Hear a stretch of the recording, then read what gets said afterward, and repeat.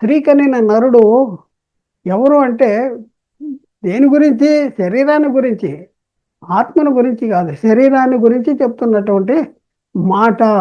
ఇప్పుడు మనము ఆంతర్య పురుషుడు అనగా ఆత్మ ఎవరి నుండి విడిన వాడు? ఈ ఆత్మ ఆంతర్య పురుషుని ఆయుష్కాలం ఎంత అనే సంగతులు మనం నేర్చుకుందాం. ఇవి ఇదెందుకు మనం నేర్చుకుంటున్నాము అంటే, ఆంతర్య పురుషుడు అనగా ఆత్మ స్త్రీ కనిన నరుడు కాదు. స్త్రీ కనిన నరుడుకున్న క్యారెక్టర్స్ యోబు గారు చెప్పాడు, బాహ్య పురుషుని క్యారెక్టర్ చెప్పాడు. మరి ఆంతర్య పురుషుడు మనిషి ఇద్దరు పురుషుల కలయిక. ఇద్దరు పురుషుల కలయికలో యోబు గారు చెప్పింది శరీరాన్ని గురించి చెప్పాడు. స్త్రీ కనిన నరుడు అంటే శరీరం మాత్రమే, ఆంతర్య పురుషుడు ఆత్మ కాదు అనేది. ఆత్మ ఎందుకు కాదు అనేది మనం నేర్చుకోవాల్సిన అవసరం ఉంది. మరి ఆత్మకున్న క్యారెక్టర్స్ ఏంటి? ఈ ఆత్మ ఎక్కడి నుంచి విడిపోయింది? ఇవన్నీ మనం తెలుసుకోగలిగినాడు. స్త్రీ కనిన నరుడు ఆత్మ కాదు అనేది మనకి చాలా స్పష్టంగా అర్థమవుతుంది. అంటే మనిషి ఇద్దరు పురుషుల కలయికనే. ఇద్దరు పురుషుల కలయికలో బాహ్య పురుషుడు శరీరమని, ఆంతర్య పురుషుడు ఆత్మని మనం గుర్తించాలి. అయితే స్త్రీ కనిన నరుడు బాహ్య పురుషుడైన శరీరము అనేసి గుర్తించగలము. ఆంతర్య పురుషుడే నేను అనే మనిషి ఇద్దరు పురుషుల కలయికలో రెండవ పురుషుడు ఆత్మ స్త్రీ కనిన నరుడు కాదు. ఇది నేను చెప్పబోతున్నా. ఆత్మ అనేది స్త్రీ కనిన నరుడు కాదు అనేది మనం చెప్పవలసిన అవసరం ఉంది. మనిషి ఇద్దరు పురుషుల కలయిక అయినా కూడా బాహ్య పురుషుడు స్త్రీ కనిన నరుడు అనేసి యోబు గారు చెప్తూ ఉన్నారు. మరి ఆంతర్య పురుషుడు ఎవరికన్నారు? ఆంతర్య పురుషుడు స్త్రీ ఎవరికన్నారు అనేది తర్వాత నెక్స్ట్ క్లాస్లో తెలుసుకుందాం. ఆంతర్య పురుషుడు ఎక్కడి నుంచి వచ్చాడు అనేది తెలుసుకుందాం ఇప్పుడు. మరి ఆంతర్య పురుషుడు స్త్రీ కనిన నరుడు కాదు. ఈ ఆంతర్య పురుషుడు ఆత్మ స్త్రీ నుండి వేరుపరచబడిన వాడు కాదు. స్త్రీ కనిన నరుడు కాదు. కనటం అంటే అర్థం ఏంటంటే వేరుపరచబడటము, స్త్రీ నుండి వేరుపరచబడటము అనేది మనం నేర్చుకున్నాం. అయితే ఈ ఆంతర్య పురుషుడు ఎవరైతే ఉన్నారో ఈ ఆంతర్య పురుషుడు స్త్రీ నుండి వేరుపరచబడిన వాడు కాదు అనేది ఇప్పుడు మనం నేర్చుకోవడానికి ప్రయత్నం చేద్దాం. ఇది ఎందుకు నేర్చుకుంటున్నాము అంటే, ఆంతర్య పురుషుడు అనగా ఆత్మ స్త్రీ కనిన నరుడు కాదు అని నిరూపించటానికే అని గమనించగలరు. ఆంతర్య పురుషుడు అనగా ఆత్మ దేవుని నుండి విడినవాడు.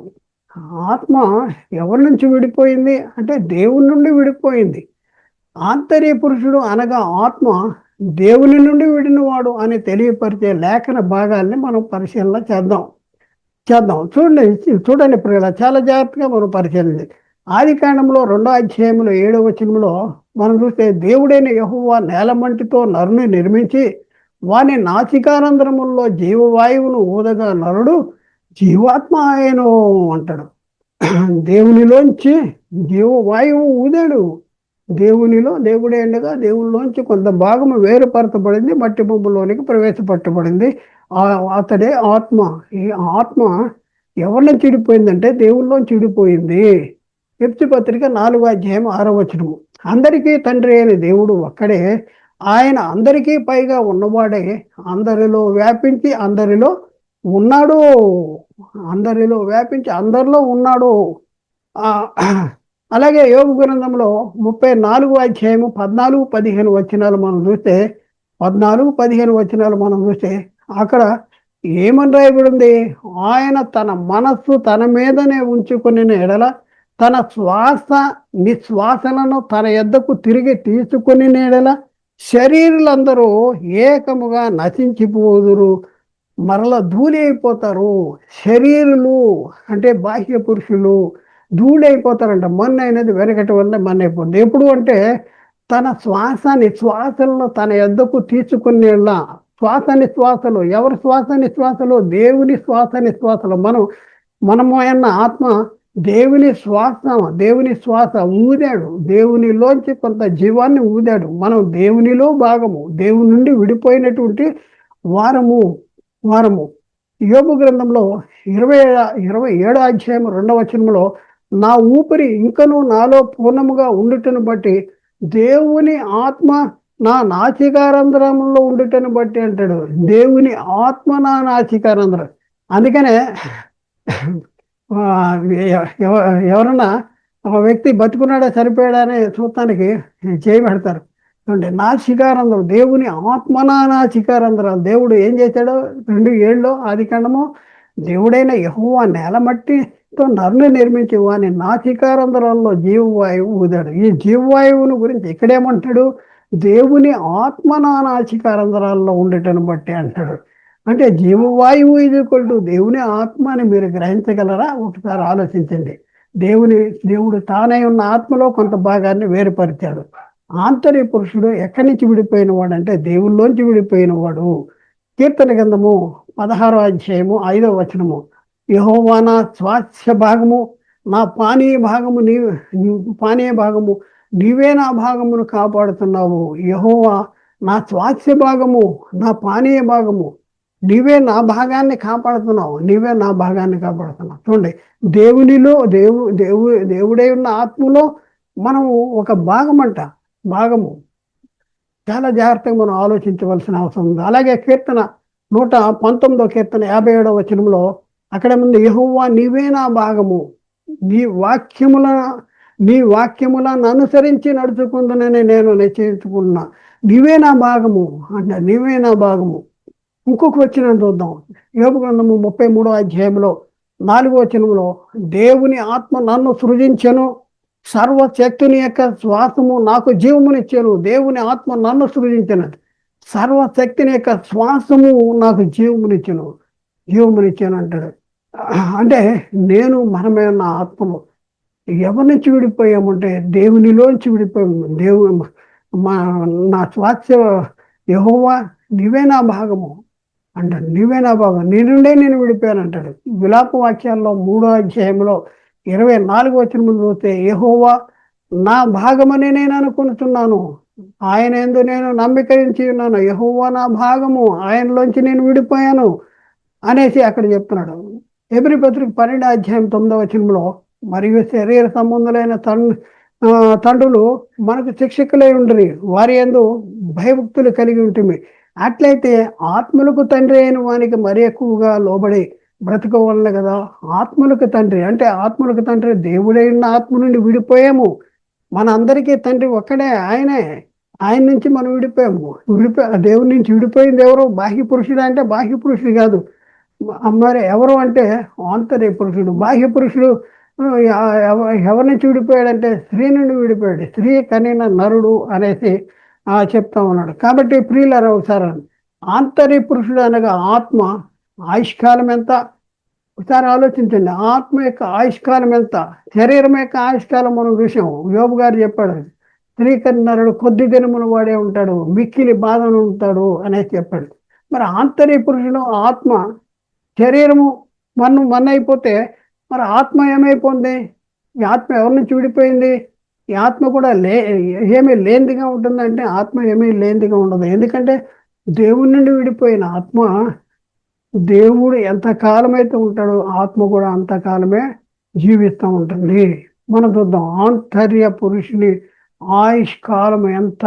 శరీరం యొక్క ఆయుష్కాలాన్ని మనం చూసాం. ఆంతర్య పురుషుని యొక్క ఆయుష్కాలం ఎంత? ఆంతర్య పురుషుని అనగా ఆత్మ దేవుడు కన్నాడు అనగా, ఈ ఆత్మ ఒకప్పుడు దేవుడై ఉండగా దేవుల్లో ఉన్న కొంత జీవాన్ని మట్టి బొమ్మలోనికి ఊదాడు, మట్టి బొమ్మలోనికి ప్రవేశపెట్టాడు. మట్టి బొమ్మలోనికి ప్రవేశపెట్టబడిన జీవాత్మ ఒకప్పుడు ఏమై ఉండేదంటే దేవునిలో ఉండేది, దేవుడై ఉండేది. దేవుడై ఉండగా దేవుల్లోంచి విడిపోయి మట్టి బొమ్మలోనికి ప్రవేశపెట్టబడింది జీవాత్మ. కాబట్టి ఈ ఆత్మ ఎవరి నుంచి విడిపోయిందంటే దేవుని నుంచి విడిపోయింది. ఈ ఆత్మ యొక్క మరి ఎంతకాలం ఉంటుంది అంటే, దేవుడై ఉన్న ఆత్మ ఎంతకాలము ఉంటాడో మనమై ఉన్న ఆత్మ కూడా అంతకాలం ఉండేటటువంటి పరిస్థితి.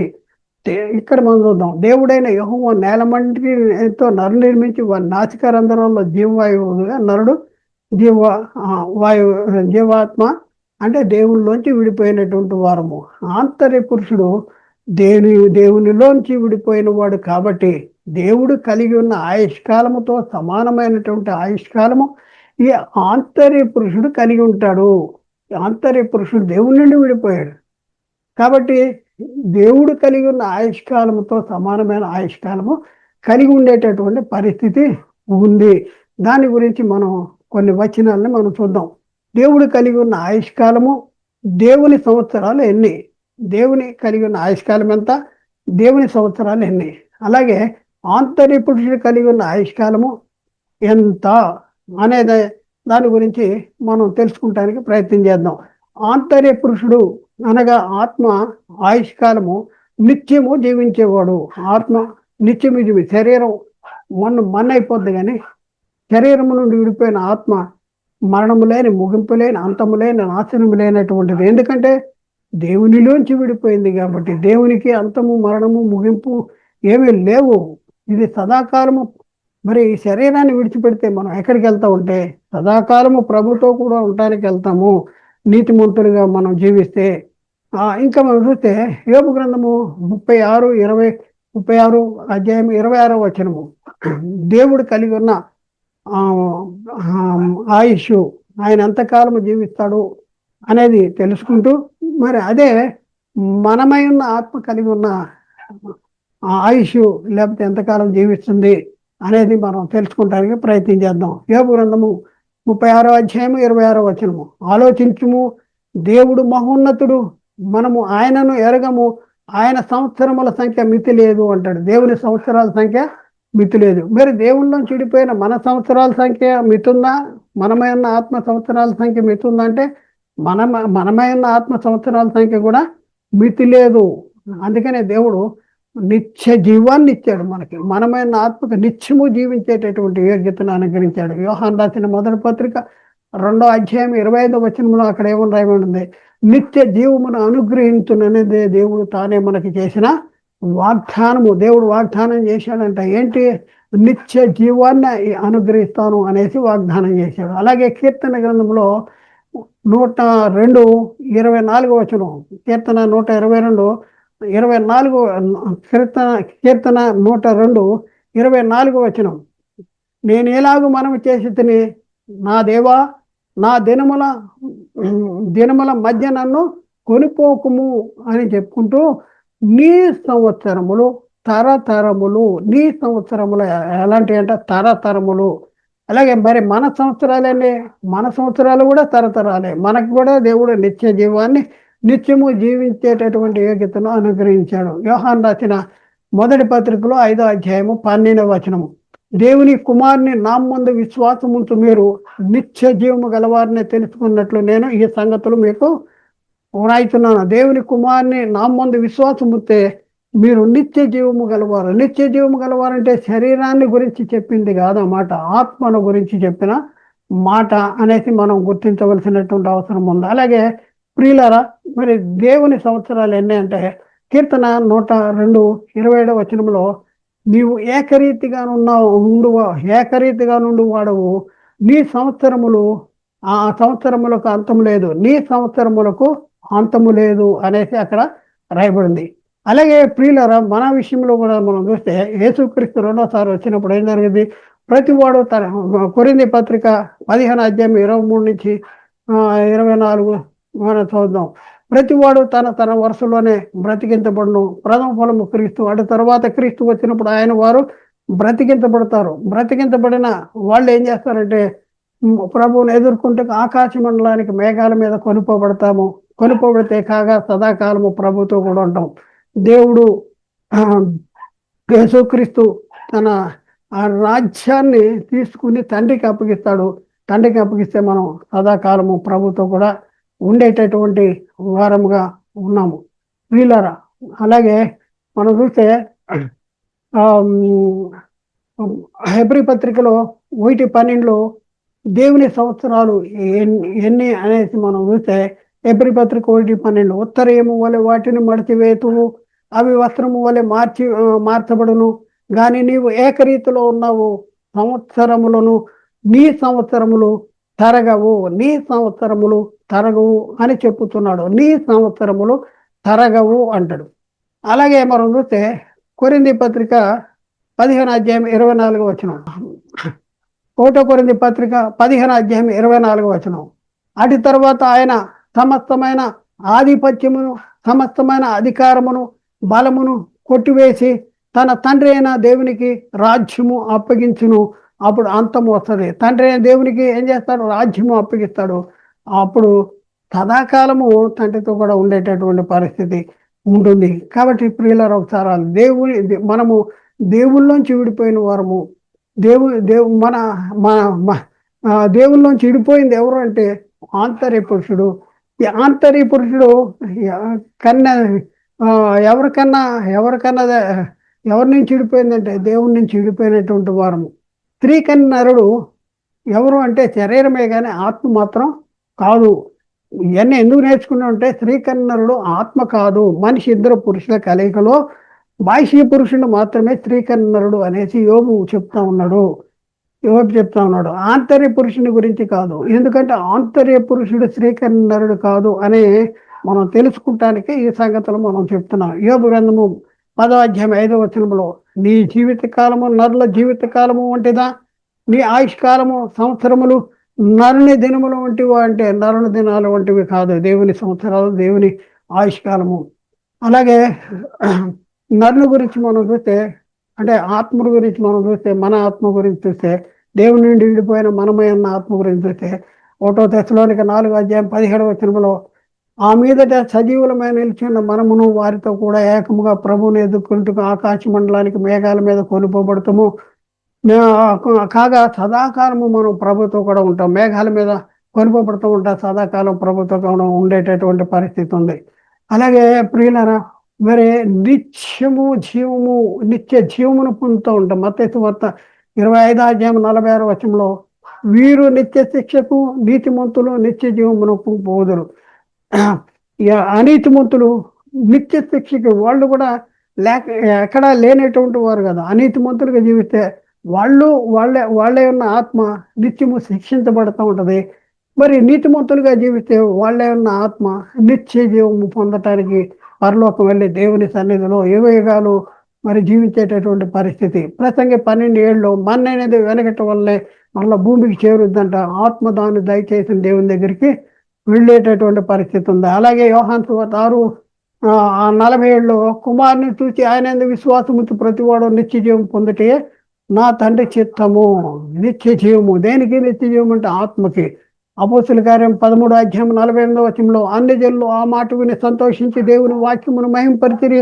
మరియు నిత్య జీవమునకు నిర్ణయించబడిన వారందరూ కూడా వాక్యాన్ని విశ్వసించారంట. నిత్య జీవానికి.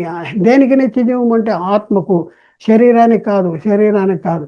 అలాగే రోమపత్రిక 2:7 సత్క్రియలు ఓపికగా చేస్తూ మహిమ, ఘనత, అక్షయత వెదుకు వారికి నిత్య జీవమునిస్తాడు. నిత్యము జీవించేది ఆత్మకి నిత్య జీవము, శరీరానికి కాదు. రోమపత్రిక 6:22 ఆయన ఇప్పుడు పాపమును విడిపించబడి దేవునికి దాసులైనందున పరిశుద్ధత కలిగితే మీకు ఫలము, ఆయనను దాని అంతము నిత్య జీవము. దాని అంతం ఏంటంట? నిత్య జీవము. ఈ నిత్య జీవము దేనికి అంటే ఆత్మకే నిత్య జీవము. తీతు పత్రిక 1 అధ్యాయం 3 ఆ నిత్య జీవమును అబద్ధమాడని దేవుడు అనాది కాలం ముందే వాగ్దానము చేశాడు. ఇప్పుడు మన రక్షకుడైన దేవుని ఆజ్ఞ ప్రకారము నాకు అప్పగించబడిన సువార్త ప్రకారముగా తన వాక్యమును యుక్తకాలం ముందు బయలుపరిచాడు, వాగ్దానము చేశాడు. ఏం వాగ్దానం? నిత్య జీవాన్ని అనుగ్రహించినది. ఎవరికి చేశాడు వాగ్దానం? అబ్రహాముకి చేశాడు. నీ సంతానం ముందు లోకములో ఉన్న వంశాలన్నీ ఆశీర్వదించబడతాయి అనేసి వాగ్దానం చేశాడు. అయితే ప్రియులరా, మరి రక్షణ పొందకుండా చనిపోయిన ఆత్మలో నరకంలో నిత్యము కాలుతూ ఉంటాయి.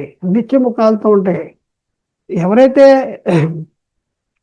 ఆజ్ఞను అనుసరిస్తారో, రక్షణ పొందుతారో వాళ్ళ ఆత్మలు నిత్యము మరి పరలోకం వెళ్ళి అక్కడ పరలోక సుఖాలు అనిపిస్తే, మరి రక్షణ పొందకుండా చనిపోతే వాళ్ళ ఆత్మలు నరకంలో నిత్యము కాలుతూ ఉండేటటువంటి పరిస్థితి. వారి పురుగు చావదంట, వాటి అగ్ని ఆరిపోదంట. యెషయా గ్రంథము 66:24 మనం అక్కడ చూస్తే వాటి పురుగు చావదు, వాటి అగ్ని ఆరదు అనేసి అక్కడ రాయబడింది. అలాగే మత్తయి సువార్త 25 అధ్యాయం 41 అక్కడ మనం చూస్తే అప్పుడు ఆయన ఎడమవైపు ఉండి వారిని చూచి, శపించబడిన వారులారా, నన్ను విడిచి అపవాదికి వారి దూతలకు సిద్ధపరచబడినటువంటి నిత్య అగ్నికి పూడి అనేసి అక్కడ చెప్పబడింది. నరకమున మనం చూస్తే మార్కు సువార్త 9:48, నరకమున వారి పురుగు చావదు, అగ్ని ఆరదు. ఇది దేని గురించి చెప్తున్నాడు? శరీరాన్ని గురించి, ఆత్మల గురించి. శరీరానికి మన్ను అనేది వెనకటి వల్లనే మన్ను అయిపోద్ది. దేవుడు శరీరానికి తీర్పు తీర్చేశాడు. మన్ను అనేది వెనకటి వల్లనే మన్ను అయిపోద్ది అనేది తీర్పు తీర్చాడు. ప్రియులారా, మరి ఇవన్నీ పరిశీలన చేసుకుని ఇంతవరకు పరిశీలన చేసిన తర్వాత మనకు అర్థమైంది ఏంటి? ఏమర్థమవుతుంది? బాహ్య పురుషుడైన శరీరమే స్త్రీకన్ నరుడు అనేది మనకు అర్థమవుతుంది. మనిషి ఇద్దరు పురుషుల కలయికలో ఈ బాహ్య పురుషుడైన శరీరమే స్త్రీకనైన నరుడు అనేది మనకి అర్థమవుతుంది. అవునంటారా కాదంటారా? అర్థమవుతుంది. స్త్రీకనైన నరుడు ఎన్ని దినాలు ఉంటాడో కొద్ది దినములు వాడే మిక్కిలి బాధ పొందుతాడు. బాహ్య పురుషుడు అనగా శరీరము కొద్ది దినములు వాడే మిక్కిలి బాధనుందని మనకి అర్థమైంది. బాహ్య పురుషుడైన మంటి శరీరమే పాపసహితుడు అని, ఈ పాపసహితుడే స్త్రీకనైన నరుడు అనేది కూడా మనకి చాలా స్పష్టంగా అర్థమైంది. ఇది మీరు ఇంకా మీకు అర్థం కాకపోతే మెల్లి అర్థం చేసుకుంటానికి ప్రయత్నం చేయండి. మనం ఇప్పటి వరకు పరిశీలన చేసింది దేనికంటే, బాహ్య పురుషుడైన మంటి శరీరమే పాప సహితుడు. ఈ పాప సహితుడే స్త్రీకనైన నరుడు అనేసి మీకు అర్థం చెప్పడానికి ఇంతసేపు మేము ప్రయాసపడినటువంటి పరిస్థితి. ప్రియులారా, ఒకసారి ఆలోచించండి. యోబు అంటున్నది ఏమనగా, పాప సహితమైనటువంటి ఈ శరీరము నుండి అక్షయమైన మహిమగల శరీరము పుట్టగలిగితే ఎంత మేలు, అలాగే ఎవడూ పుట్టజాలుడు అని యోబు చెప్తున్నాడు. చూడండి, యోబు చెప్పిన మాట అంతరార్థం ఏంటి అంటే, పాప సహితుడైన ఈ క్షయమైనటువంటి శరీరము నుండి అక్షయమైన మహిమగల శరీరము పుట్టగలిగితే ఎంత మేలు, అలాగే ఎవడు పుట్టనేరడు అనేసి యోబు చెప్తా ఉన్నాడు. కాబట్టి ప్రియులరా, మరి చూస్తే స్త్రీకన్య నరుడు ఎవరు అంటే బాహ్య పురుషుడైన శరీరమే. స్త్రీకన్య నరుడు కొద్ది దినముల వాడిగా ఉంటాడు. ఎవడు అంటే శరీరమే అనే గుర్తించాలి. ఇంకా మనం చూస్తే స్త్రీ నుండి వేరుపరచబడింది శరీరమే, ప్రకృతి సంబంధమైన శరీరమే. ఈ క్షయమైన శరీరమే పాప సహితుడు. ఈ శరీరమే ఏంటంటే పాప సహితుడు నుండి పాపరహితుడు పుట్టిన ఎంత మేలు, అలా ఎవడు కూడా పుట్టనేరడు అని అంటాడు. పాప సహితుడి నుండి అంటే ఈ ప్రకృతి సంబంధమైన ఈ శరీరం నుండి ఆత్మ సంబంధమైన శరీరం పుడితే ఎంత మేలు. ఒక స్త్రీ కంటుందనుకోండి, కన్నప్పుడు ఆ కనేటప్పుడే ఆత్మ సంబంధమైన శరీరం కనొచ్చు కదా అనేసి.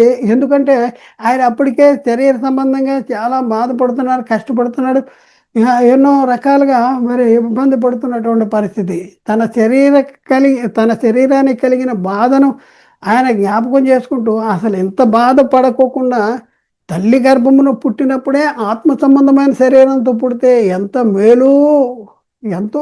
ఆత్మ సంబంధమైన శరీరం అది నిత్యము ఉండేది, దానికి శ్రమలు ఉండవు, దానికి కష్టాలు ఉండవు.